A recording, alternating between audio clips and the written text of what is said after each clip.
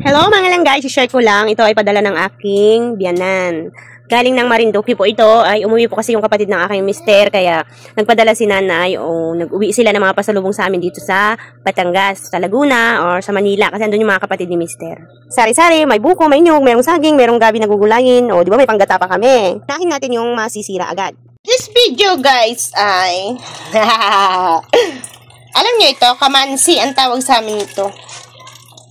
Kamansi ang tawag pala ng iba, pero sa aming mga Ilocano, ang tawag namin ay pakak. Ito ay galing pa ng Marinduque. Pinadala ng mother ni husband para meron kaming mga maulam dito sa Batangas. So yan, gagataan natin siya guys. Sasahugan ko siya ng kapiranggot na karning baboy. O, edi na yan. Basta't merong karne, diba? O, yan, guys. Simulan na nating magluto.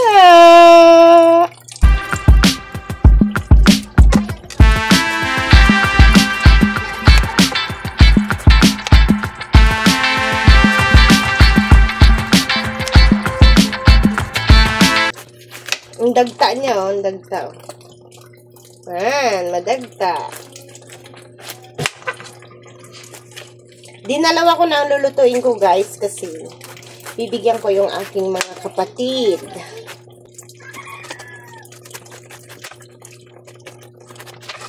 Share your blessings, sabi nga, diba? Saka, kami magkakapatid kasi, nung kami mga bata pa, may tanim yung tatay namin na ganito noon. 2 puno ata yun. Basta yun na lang lagi namin yung ulam. Yan. Pag walang maulam, kahit maliit pa lang, pinahalabas namin kay tatay. Alam niyo yung pang, ano ng nyog, pang halabas, yun. Ang ginagamit ni tatay yung pangkuha ng ganito.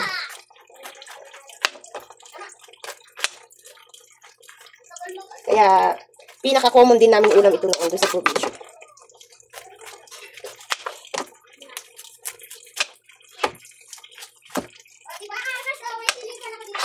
Okay, na.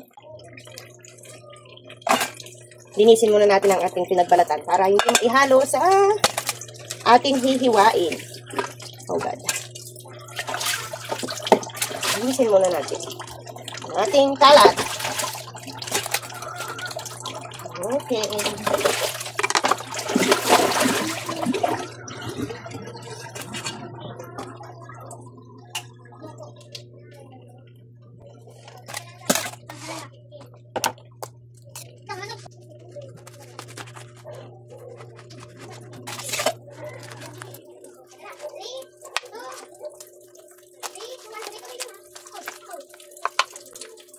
Ihihiwalay natin yung mga buto mamaya guys kasi aanohin natin, babalatan.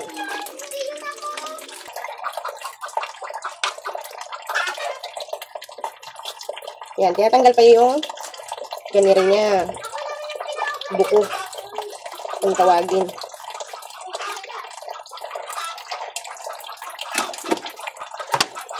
Saka natin ihiwalay-hiwalayin ng ganyan. Ihiwalay muna natin yung buto. Kasi may pagkamatigas na.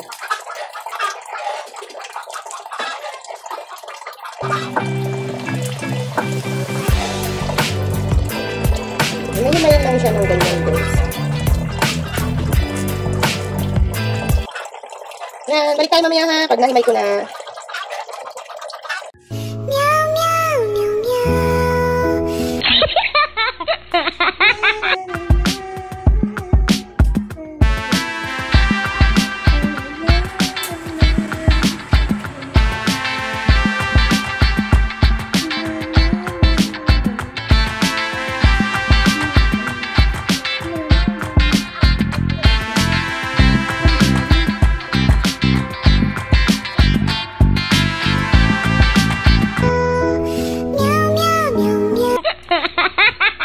Ito na nga pala guys, yung ating nahimay. Nagsama na rin ako ng mga konting buto ba.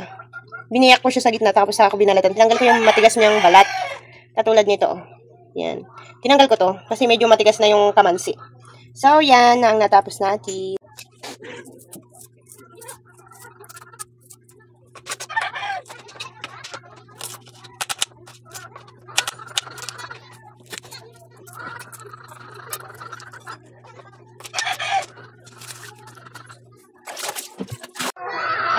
muna siyang ilalaga. Kasi, anuhin ko pa yung nyog. Para habang kinukudkud ko yung nyog, lumalambot na siya, di ba?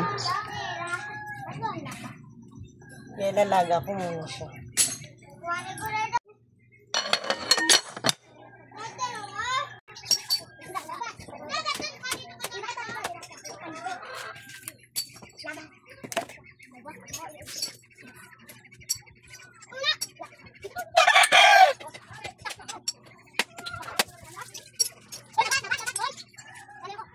Ganda ng laman. Galing ng Marinduque. Ganda.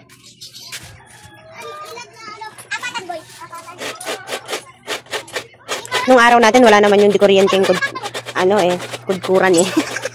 Mano-mano pa lang tayo nun. Pero dito sa bahay namin, meron pa kaming nito.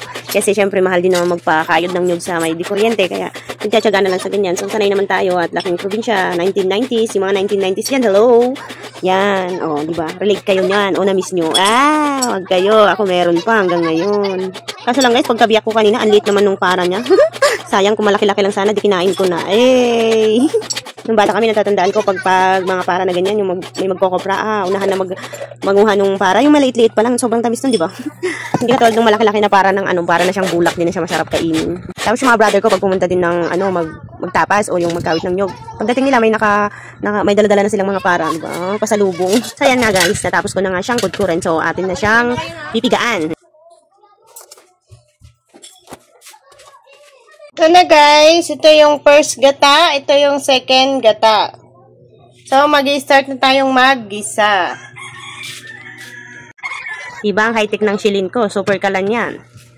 Diba, anli apoy, anli init da.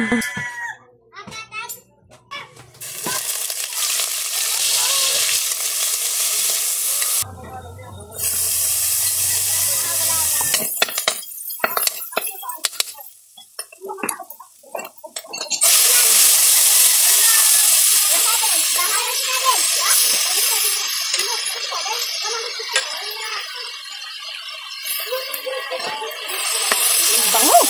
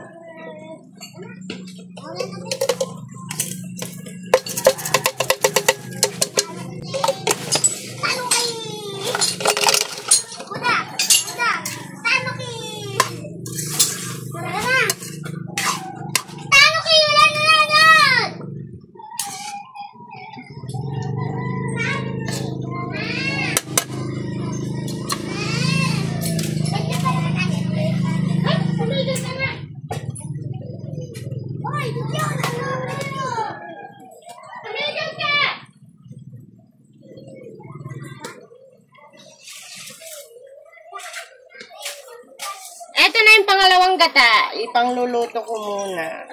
Para lumambot na lumambot. Ito na guys, yung unang gata. Lagyan na natin.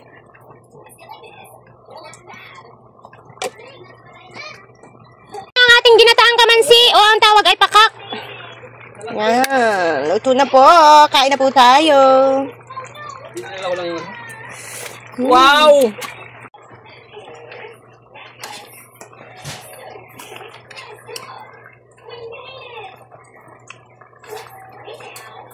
Humingi ako ng darling. Kamyas. Kain na. Masarap ng buto.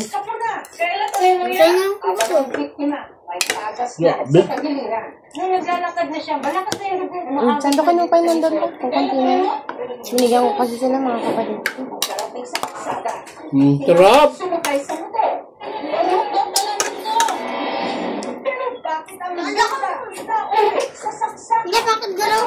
Dahil sa selos. Selos kasi hindi selos. Grabe, ang sarap. Sarap na eh.